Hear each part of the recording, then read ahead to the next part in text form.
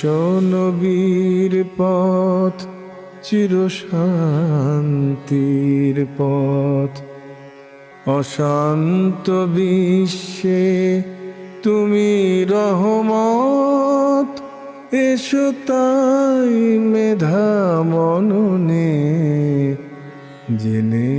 আসসালামু আলাইকুম রহমতুল্লাহি ওয়া বারাকাতুহু। আলহামদুলিল্লাহ ওয়াসসালাতু ওয়াসসালামু আলা রাসূলিল্লাহ ওয়া আলা আলিহি ওয়া সাহবিহি ওয়া মাওয়ালা, আম্মা বাদ।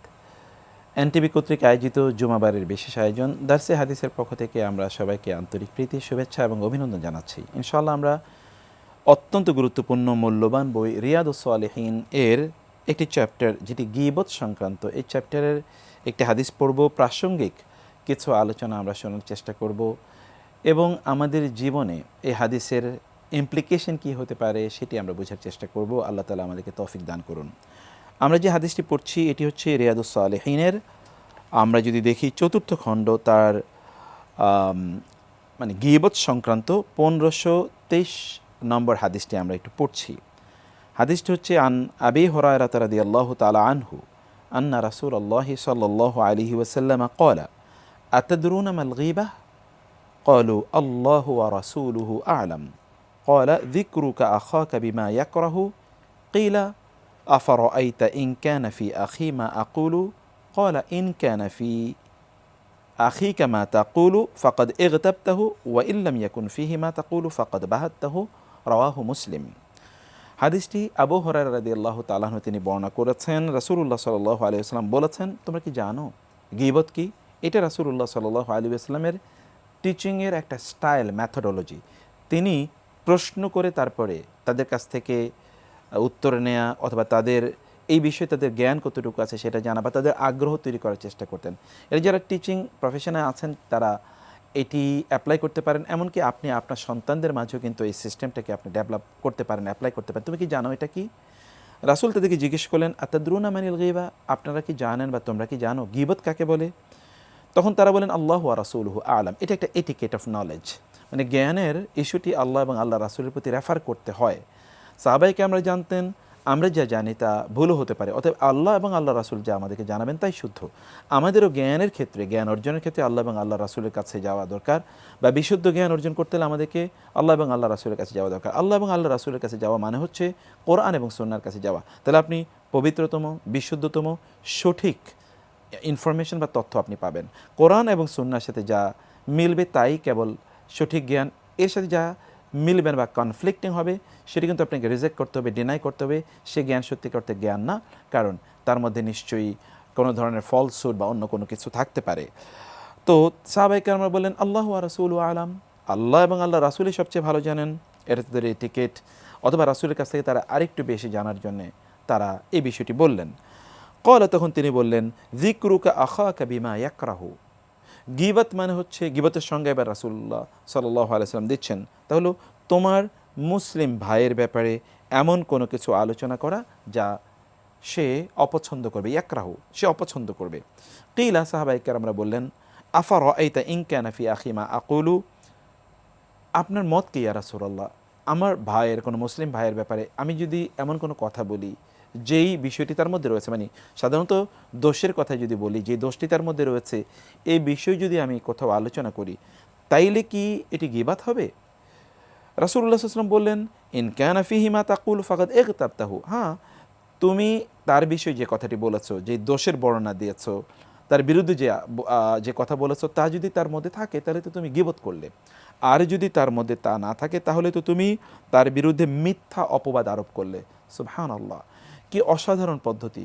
রাসূলুল্লাহ সাল্লাল্লাহু আলাইহি ওয়াসাল্লাম গীবতের বিষয়টি এখানে আলোচনা করলেন। গীবতের কথা বলতে গিয়ে তিনি আমাদের কাছে স্পষ্ট করে বললেন, গীবত মানে হচ্ছে কোনো মুসলিম ভাইয়ের অনুপস্থিতিতে তার ব্যাপারে এমন কোনো কথা বলা যেটি সে অপছন্দ করবে, এইটাই হলো গীবত।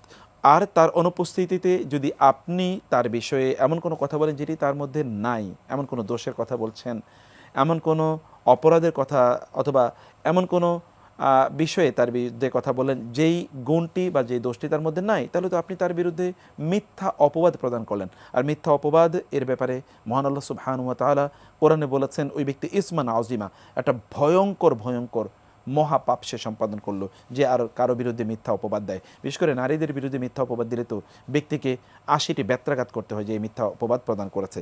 কোনো পুরুষের বিরুদ্ধে দিলে কি গুনাহ হবে সেটি আল্লাহ তাআলা বলেছেন, কিন্তু এর দুনিয়ার কর্পোরাল পানিশমেন্ট কি তা আল্লাহ এবং আল্লাহ রাসূল বলেননি। তার মানে আখিরাতে নিশ্চয়ই তার জন্য খুব ভয়াবহ পানিশমেন্টের ব্যবস্থা রয়েছে। এখন আমরা কেবল একটু গীবতের বিষয়টা বলি। খুবই আনফর্চুনেটলি আমরা কিন্তু গীবতকে আমাদের খাদ্য বানিয়ে নিয়েছি। আমরা মানুষের বিরুদ্ধে গীবত করি এবং আমার মুসলিম ভাইয়ের বিরুদ্ধে গীবত করি। আমাদের পরিবারের অঙ্গনটা কিন্তু একটা গীবতের জায়গা হয়ে গেছে। আমাদের প্রতিষ্ঠানগুলো যেখানে আমরা চাকরি বাকরি করি সেটাও কিন্তু একটা গীবতের আড্ডাখানা হয়ে গেছে। আমরা যখন 2-3 জন কোথাও একটা বসি তখন কিন্তু আমাদের মূল ইস্যুই থাকে গীবত করা।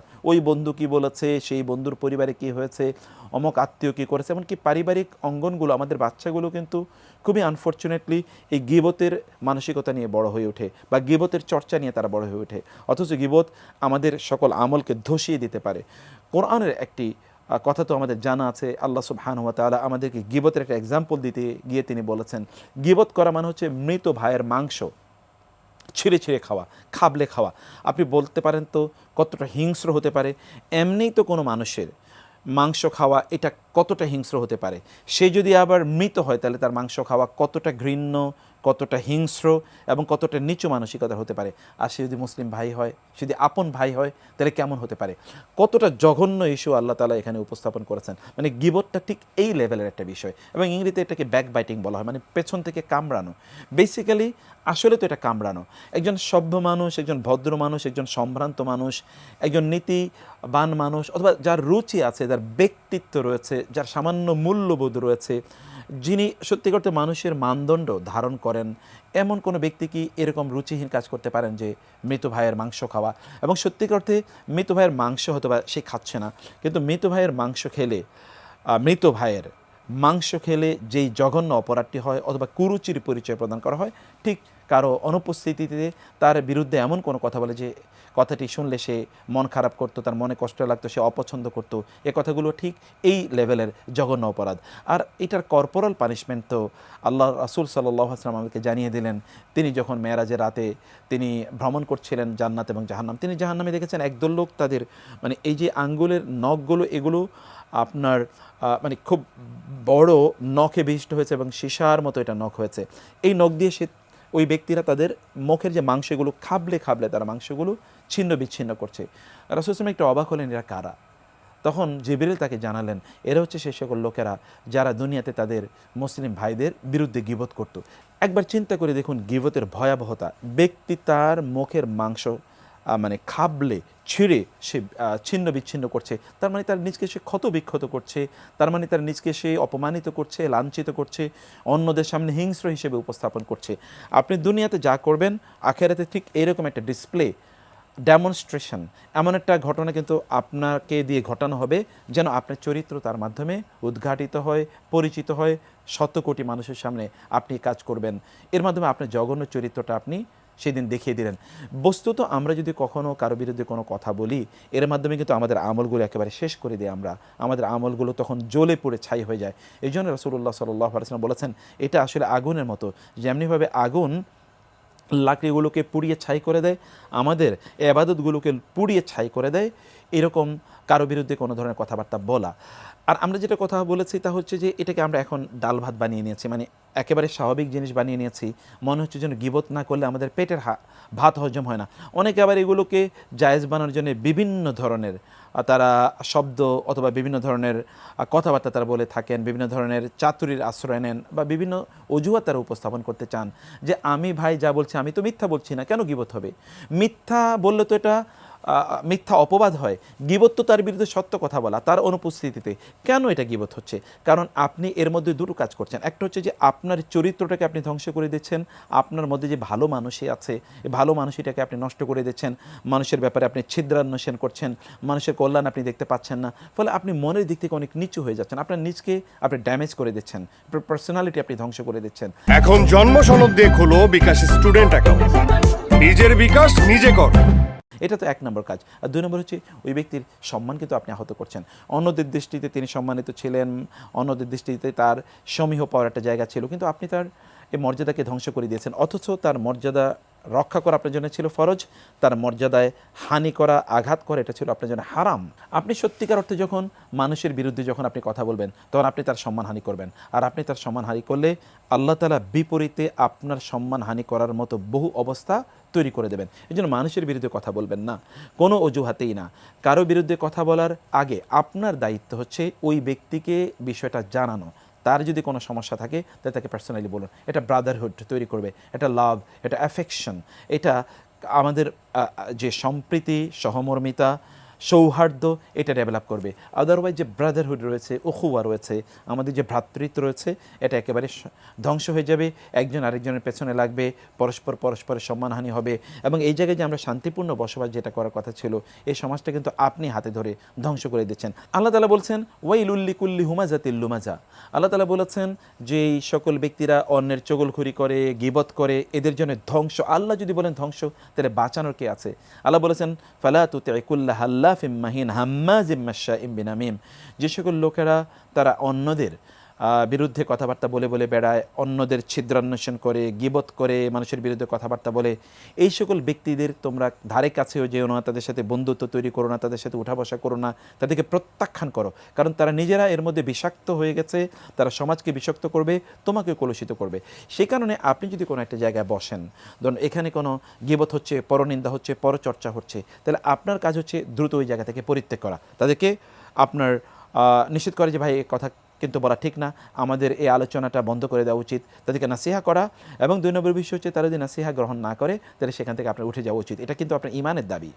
অতএব আপনি যদি মনোযোগ দিয়ে শুনলেন এবং বরং আপনি আরেকটু আগুনে ঘি ঢেলে দিলেন, আপনি বলেন ভাই আমি আরও জানি, তুমি তো কমই জানো, এগুলো কিন্তু দুর্বল ঈমানের পরিচয়।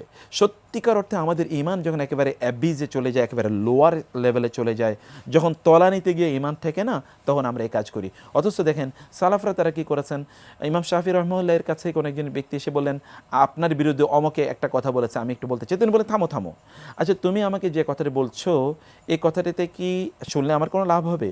বলে না। আচ্ছা যার বিরুদ্ধে বলছো তার কোনো লাভ হবে? বলে না। তোমার কোনো লাভ হবে? তাহলে না। তাহলে তুমি কেন এই কথা বলছো? শয়তান কি তোমাকে ছাড়া আর কাউকে মেসেঞ্জার মানে দূত হিসেবে পায়নি? তোমাকে শয়তান আমার কাছে দূত হিসেবে পাঠালো। মানে সুবহানাল্লাহ, দেখেন 3 ফিল্টারিং মেকানিজম কীভাবে তারা ডেভেলপ করেছেন। কথা শুনতেই চাননি, কীভাবে তাকে শিক্ষা দিয়ে দিয়েছেন, অথবা তাকে এই কাছ থেকে তিনি বাধা দিলেন, তিনি শুনতেই চাননি। কারণ এটা একটা মুখরোচক ইস্যু, আর শয়তান চায় এই জায়গাগুলোতে যেন আমরা উদ্বুদ্ধ হই, অনুপ্রাণিত হই, তাতে শয়তানের এজেন্ডা বাস্তবায়ন হয়। কিভাবে? আমাদের আমলগুলো ধ্বংস হয় এবং আমরা জাহান্নামে যাই। কারণ সে তো জাহান্নামী, মানে যখন শিয়াল তার লেজ কাটা যায় তখন কিন্তু সে চায় অন্য সকলের লেজ কাটা যাক। ও তো সেই ধূর্ত, সে চায় শয়তান আমরাও যেন শয়তানের মতো করে আচরণ করি এবং আমাদের জন্য দুনিয়া এবং আখিরাত যেন সব শেষ হয়ে যায়। এটি খুবই একটা নিন্দনীয় কাজ, এটা খুবই কুরুচির পরিচয়। যারাই কাজ করে তাদেরকে দেখবেন তারা তাদের পরিবার থেকে এগুলো শিখেছে। পরিবার থেকে ছাড়া এই জাতীয় ল্যাঙ্গুয়েজ কারো শেখার কথা না, বা এই জাতীয় ভাষা কারো শেখার কথা না। এটা পারিবারিক শিক্ষা। এই পারিবারিক শিক্ষা আমাদের যেন আমরা ঠিকমতো প্রদান করি আমাদের সন্তানদেরকে। তাদের সামনে যখন আমরা কথা বলি এগুলো যেন খুব সাবধানে আমরা কথাবার্তা বলি। রাসূলুল্লাহ সাল্লাল্লাহু আলাইহি ওয়াসাল্লাম বলেছেন ইন্না দিমাআকুম ওয়া আমওয়ালাকুম ওয়া আরাদাকুম হারামুন আলাইকুম কাহুরমাতি ইয়াউমিকুম হাদা, যে তোমাদের প্রত্যেকের সম্মান, তার সম্পদ এবং তার জীবন এটা পবিত্র। যেমনিভাবে এই মাক্কা, এই বাইতুল্লাহ, এই আরাফা, এই মুজদালিফা, এই মিনা, এই হজের সময়গুলো যেমনিভাবে পুত পবিত্র, এটা ঠিক তেমনিভাবে পবিত্র। অতএব তোমরা এই কাজগুলো করে করে বেড়াবে না। আপনি যা বলছেন, আপনি হতে পারে যে ভাইয়ের বিরুদ্ধে আপনি বলছেন তিনি হয়তো সেখানে নাই, ফেরেশতারা কি সেখানে নাই? তারা তো সেখানে আছে, লিখে রাখছে। কিয়ামতের দিন এই ব্যক্তিরা আপনার বিরুদ্ধে দাঁড়াবে এবং বলবে আল্লাহ এই ব্যক্তি আমার বিরুদ্ধে গীবত করেছে, অতএব সে আমার উপর জুলুম করেছে, জুলুম করার কারণে আমি তার কাছে পাওনা রয়ে গেছি, আমার এই জুলুমের শিকার হয়েছে, আমি তার জুলুমের শিকার হয়েছে, অতএব আমাকে এর কম্পেনসেশন প্রদান করা হোক। তখন আপনি তো কোনো কম্পেনসেশন দিতে পারবেন না, আপনার তো তখন টাকা পয়সা নেই। তখন আপনি কী করবেন? আপনার আমলগুলো, সওয়াবগুলো ওই ব্যক্তিকে দেয়া শুরু করবেন। কোনো এক সময় এমন হবে যে আপনি যত ব্যক্তির বিরুদ্ধে যত বিষয়ে আপনি গীবত করেছেন সব যখন আপনি পে করবেন, তাদেরকে পে ওভার কম্পেনসেট করবেন, একসময় দেখা যাবে আপনার আমল নামে কোনো আমল নেই, সব সওয়াব আপনি দিয়ে দিয়েছেন। ফলে আমাদের যেটা হচ্ছে তা হলো আমাদের নিজেদেরকে বাঁচানোর জন্য সত্যিকার অর্থে আমরা অন্যদের বিরুদ্ধে কোনো ধরনের কথাবার্তা বলবো না, বরং ফেরেশতারা এগুলো কিন্তু লিখে রাখছে এবং এর কারণে কিয়ামতের দিন জবাবদিহি করতে হবে, যেটা বলছিলাম।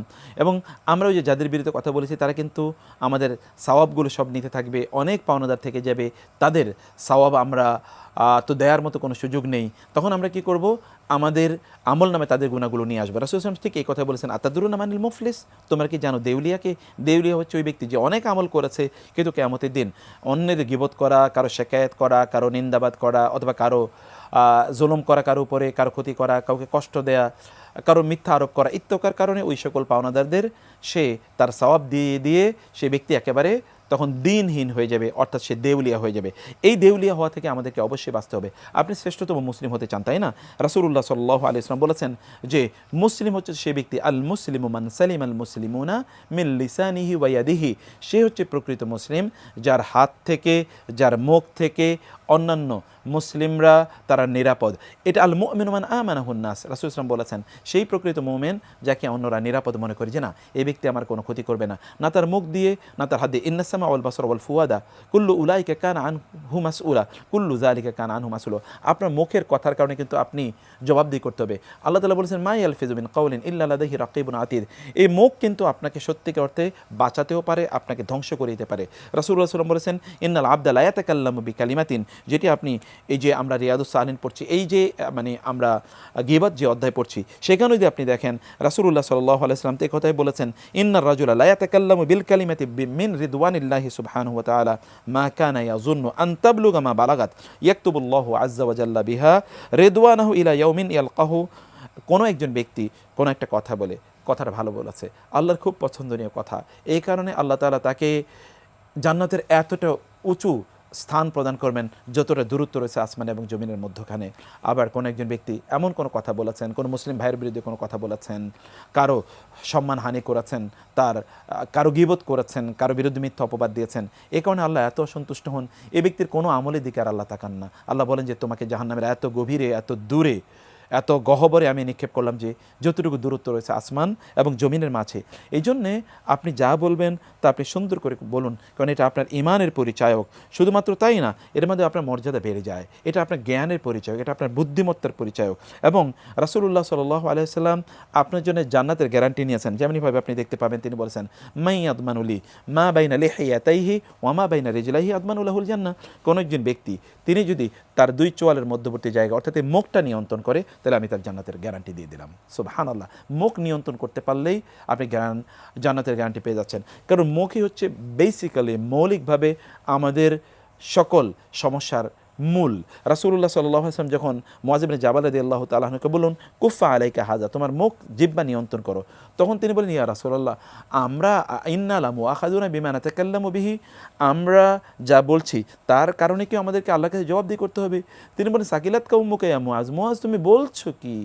ওয়াহাল ইয়াকুবুন নাস আনাসা আলা উজুহিম আও আলা মানাখিরিহিম ইল্লা হাসাইদু আলসিনাতিহিম, মানুষ তো জাহান্নামে যাবে তার জিহ্বার কারণে, জিহ্বার অপব্যবহারের কারণে, মানে জিহ্বার ব্যবহারের কারণে। আপনি মানুষকে শত্রু বানাতে পারেন আপনার জিহ্বার ব্যবহারের মাধ্যমে, মানুষকে বন্ধু বানাতে পারেন আপনার জিহ্বার ব্যবহারের মাধ্যমে। এই জন্য সাহাবায়ে কেরাম তারা কিন্তু যে জিহ্বা ধরে টানতেন, যেমন আবু বকর রাদিয়াল্লাহু তাআলা আনহু তিনি জিহ্বা ধরে টানতেন এবং বলতেন ইন্না হাযা ক্বাদ আওরাদানি আল মাওয়ারিদ, এই জিহ্বাই আমাকে ডুবিয়েছে। অথচ তিনি উম্মার শ্রেষ্ঠতম ব্যক্তি, তিনি জিহ্বার ব্যবহার নিয়ে তিনি এতটা আতঙ্কিত তিনি থাকতেন।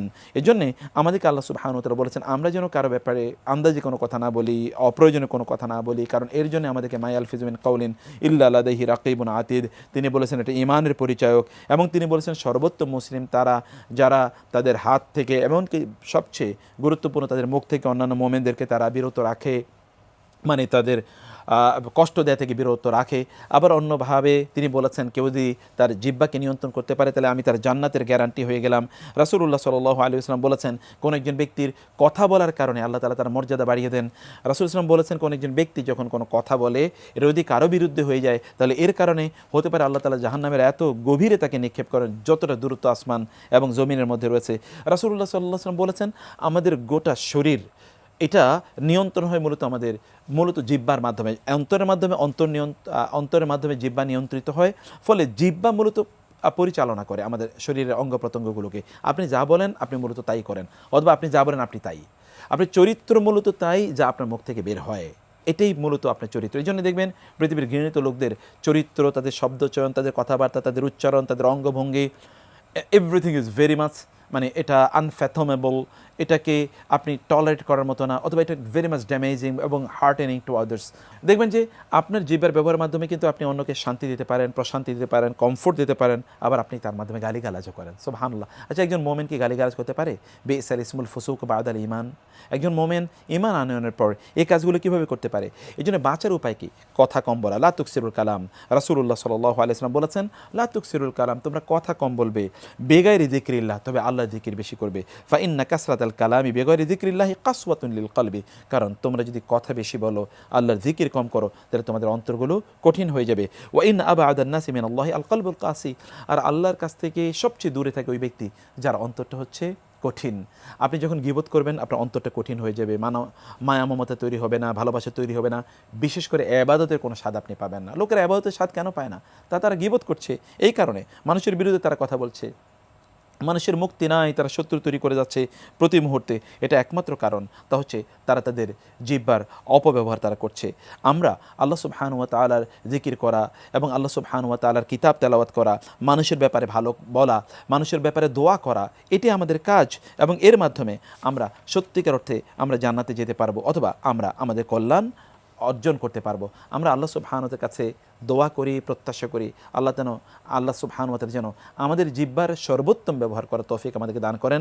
মুসলিম ভাইদের যে অধিকার আছে সেই অধিকার যেন আমরা তাদেরকে যথাযথভাবে প্রদান করতে পারি, সেই তৌফিক যেন আল্লাহ সুবহানাহু ওয়া তাআলা আমাকে দান করেন, এবং অন্য কারো ব্যাপারে যেন কোনো গীবত আমরা না করি। যদি কখনো গীবত করি তাহলে দ্রুত যেন আমরা আল্লাহ তাআলার কাছে ক্ষমা চাই এবং ওই ব্যক্তির কাছে ক্ষমা চাই।